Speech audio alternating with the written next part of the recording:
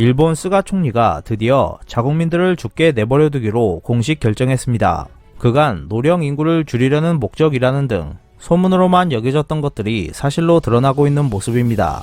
이에 대해 집권 자민당 내에서도 반발이 나오는 등 이례적인 모습까지 나오고 있습니다. 피커TV에서 자세한 내용 전해드리겠습니다. 일본 정부의 C19 관련 환자 입원 제한 방침에 대한 논란이 가열되고 있는 양상입니다. 지난 8월 4일 일본 방송 NHK는 일본 정부가 2일에 스가 총리 주재로 관계 강요 회의를 열고 입원 치료 대상을 중증이거나 중증이 될 우려가 있는 환자로 한정한다는 새로운 기준을 내놓고 후생 노동성이 전국 지자체에 통보했다고 보도했습니다. 신규 확진자 급증에 따른 병상 부족을 이유로 중등증 환자와 경증자는 원칙적으로 자택에서 요양하도록 방침을 전환한 것입니다. 지금까지 일본 정부는 중등증 환자와 경증자는 입원하거나 호텔 등 숙박시설에서 요양하도록 했습니다. 새 기준이 적용되는 곳은 감염이 급격히 확산하는 지역으로 적용 여부는 각 지자체가 판단하게 했습니다. 중증 환자 치료에 집중한다는 것이 일본 정부의 방침이지만 자택 요양 중 갑자기 중증화가 진행되면 대응하기 어렵고 가정 내 감염 확산이 우려된다는 비판이 제기되고 있습니다. 야당인 입헌민주당과 공산당, 국민민주당은 지난 8월 4일 국회 대책위원장 회의를 열고 정부의 입원 제한 방침 철회를 요구하기로 의견을 모았습니다. 열린여당인 공명당의 다카기 미치오 정조회장도 중의원 후생노동위원회에서 산소 흡입이 필요한 중등증 환자를 자택에서 진찰하는 것은 있을 수 없다며 정부의 재검토를 촉구했습니다.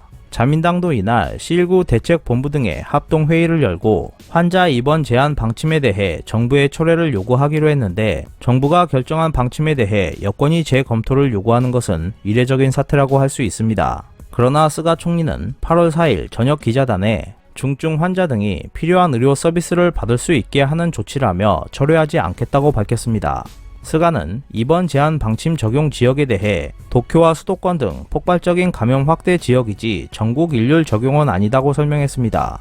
올림픽 개회식을 포함한 7월 4일 연휴 이후 일본 전체에서 C19가 급증했으며 특히 도쿄에서는 하루 4,000명이 넘는 감염자가 나오고 있습니다. 하지만 코이케 유리코 도지사는 스가 총리의 발언이 있기 전부터 비교적 경증인 독신자에 대해서 자택을 병상과 같은 형태로라고 말하며 자택 요양을 권하고 있었습니다. 또한 금년 봄에 오사카에서 감염자가 급증했을 때 증상자들은 호텔 등 의료시설에 입원할 수도 없었고 자택에서 거의 방치된 환자가 속출했습니다. 오사카에서 사망자 수가 많았던 것은 자택에 방치된 환자가 많았던 것이 한 요인이라고 전해지고 있습니다. 현재 도쿄에서도 C19 증상이 있을 때 어디에 전화해도 대응해주지 않는 등의 상황이 이미 나타나고 있습니다. 이것은 의료 붕괴나 다름없다고 할 수 있습니다. 엄격한 록다운과 행동 제한 등을 통해 감염자 증가를 막으려고 노력해온 다른 나라들에 비해 일본의 C19 정책은 너무나도 느슨한 것처럼 보이고 있습니다.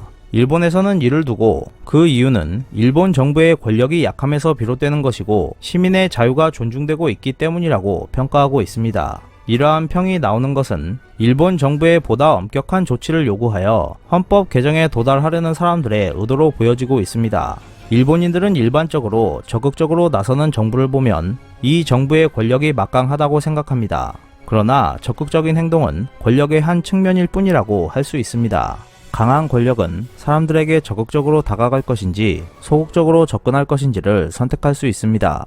여기서 권력을 4가지 유형으로 분류한다면 적극적으로 살리는 권력, 적극적으로 죽이는 권력, 소극적으로 살리는 권력, 소극적으로 죽이는 권력으로 나눌 수 있습니다. 어떤 나라가 어떤 유형으로 분류되는가 하는 점에 대해서는 C19의 위력이 지역마다 다소 차이를 보이고 있기 때문에 각각 대입하는 것은 어려울 수도 있습니다. 그러나 일본 정부는 PCR 검사를 늘릴 생각이 없으며 그 정권을 옹호하기 때문에 검사 억제 고리라는 다른 나라에는 존재하지 않는 집단이 나타나고 있습니다. 그런데 올림픽 선수촌에서는 매일같이 PCR 검사가 이루어지고 있습니다. 일본 정부도 검사의 중요성을 알고 있는 모습이지만 그것을 시민에게 할 의욕이 없을 뿐이었습니다. 일본 정부가 강력한 C19 대응 조치를 취하지 않는 것은 현재의 일본 권력이 소극적으로 죽이는 권력 혹은 죽는 대로 내버려 두는 권력이기 때문입니다. 그렇다면 일본 정부는 왜 자국민을 도울 생각이 없는 것인지도 궁금해집니다. 그것은 일본 정부가 자국민을 두려워하지 않기 때문입니다. 그들이 두려워하고 있는 것은 이권 관계로 뒤죽박죽인 대기업 업계 단체이며, 그래서 그 유착 아래에서 고투 트래블 정책이나 도쿄 올림픽 등으로 C19를 제쳐두고 자신들의 이익 추구에 나서게 된 것입니다. 스가 정권이 그동안 여러 문제에 대해 심한 발언을 해온 것은 잘 알려져 있습니다. 그것들은 서로 모순된 것도 많습니다.